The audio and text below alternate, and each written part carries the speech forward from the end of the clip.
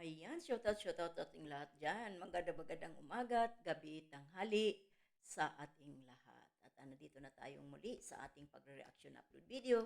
At nakikita ninyo sa ating thumbnail dyan, andyan si Kuya Bal at yung sinuli. Ayan. Pero bago ang lahat, tayo ay mag-shoutout muna sa founder ng Kalingap na walang iba kundi si Kuya Bal Santos Matubang at ang anak niyang si Kalingap Rap at ang may bahay na si Ate Edna Vlogs. At ayan, shoutout na rin sa mga kasamahan ko dyan sa Kalingap Strikers. At ayan, ito kami na bumabanat. Talagang banata na ito ngayon. Risbak na ito ng mga Kalingap Strikers. Kaya abangan natin ang mga mamainit na bakbakan strikers versus nitong mga manggagamit manggagamit sa Kalingap. Kaya yan, shout out kay Langga at Iglo. Yan ang president namin sa Kalingap Strikers.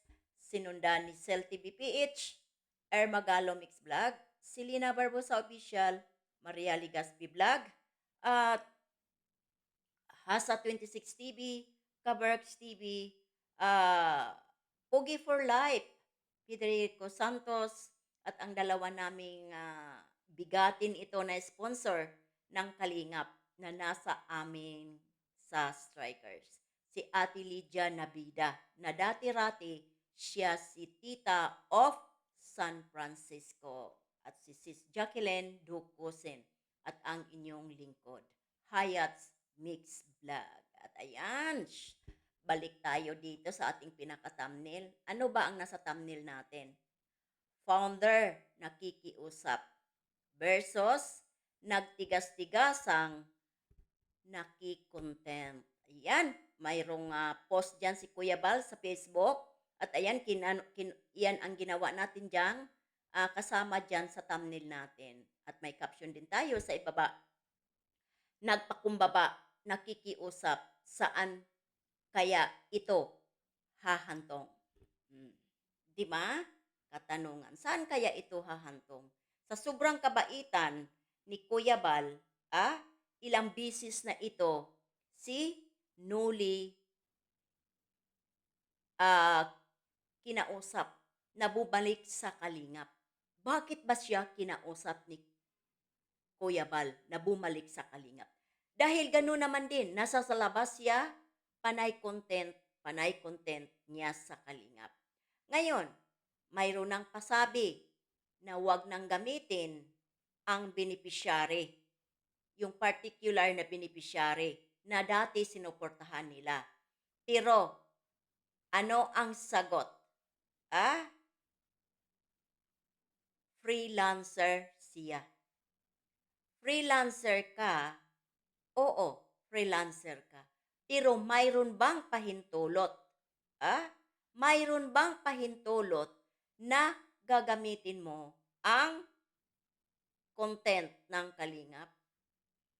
Wala. Pinabalik ka, nagtigas-tigasan ka. Dahil sa ego mo, kahit wala kang kakayahan, gumawa ng sariling community.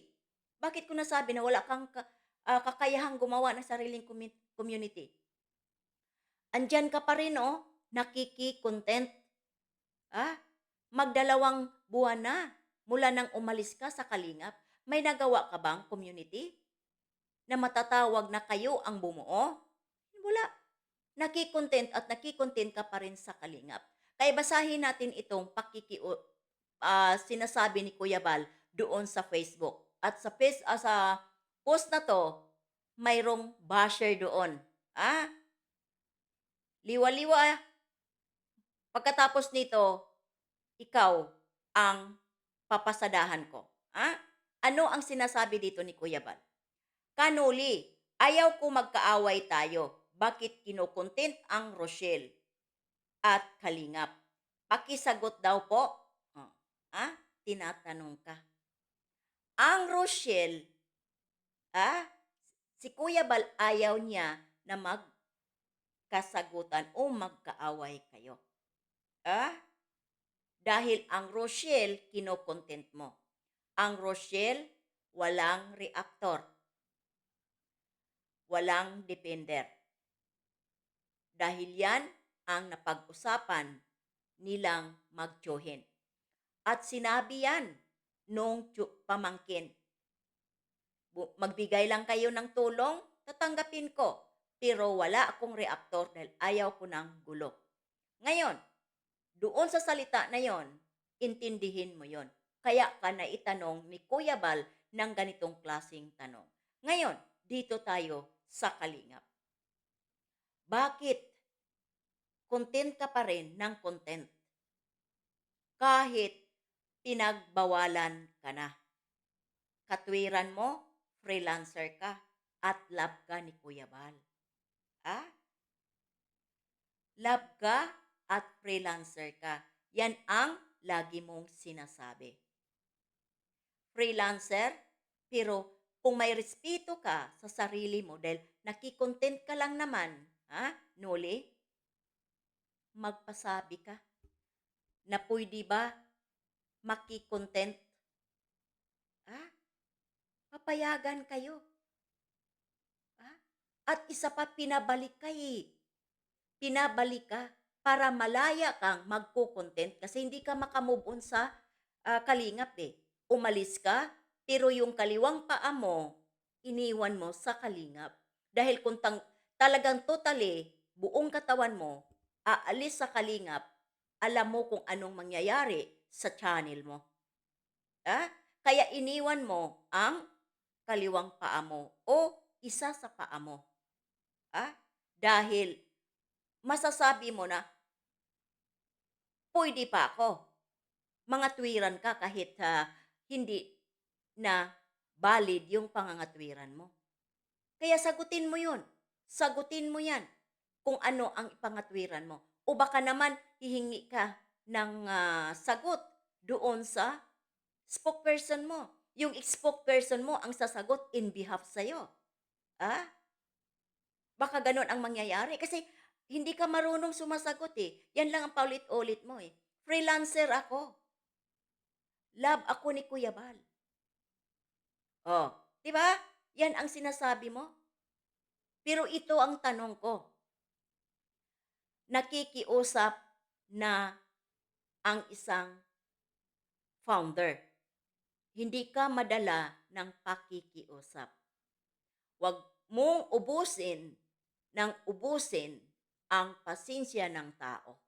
Dahil sabi ko nga, lahat ng tao, lahat ng mga pangyayari, mayroong hangganan.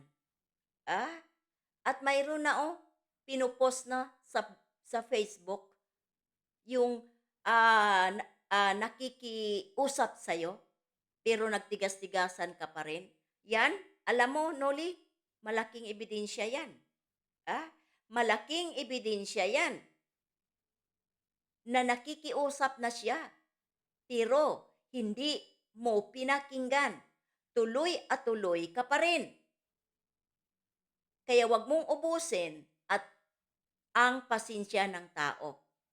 Dahil pag humantong na at mag-post sa Facebook at sa community na magkaroon na ng strike ang kalingap, huwag ninyong paabutin ng ganon na sitwasyon. Dahil lalo kayong matataranta at mag-alboroto pag nangyari yan. Hindi magkamayaw ang mga alipores mo, Noli, pag nangyari yan. Nung isang araw lang, nag-post na si Pugong Biyahero. Huwag ninyong hintayin. Huwag ninyong ubusin ang pasensya ng kalingap. Sa sobrang kabaitan ng kalingap, huwag ninyong sagarin. Huwag ninyong sagarin. Huwag ninyong masyadong taasan ang mga ego ninyo. Bumaba na sa level ninyo ang founder ng kalingap. Pero nagtigas-tigasan ka, Noli. Nagtigas-tigasan ka. Diba? nagtigas-tigasan ka. Pati mga ano mo, ah, pati mga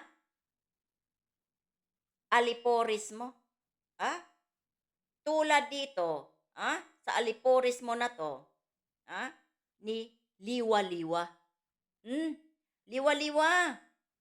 Hmm, 'wag ka namang masyadong ano diyan, pintas sa mga sumasagot sa'yo sa post ni Kuya Bal. Tingnan mo rin ang itsura mo, matanda ka na rin, may edad ka na rin. Ah, kung mayroon kang natulong sa grupo mo, 'wag kang masyadong magmayabang.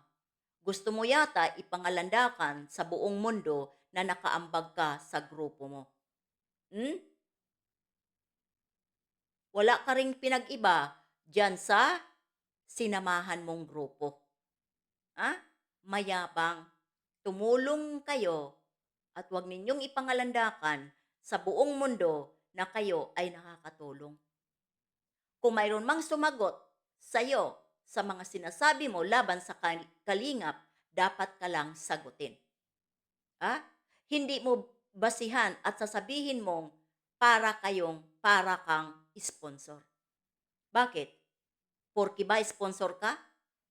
Hindi sponsor ang usapan dito. Ah, ang pinagtalunan, yang post dyan ni Kuya Bal. Yan ang pinagtalunan dyan sa comment section, sa post na yan.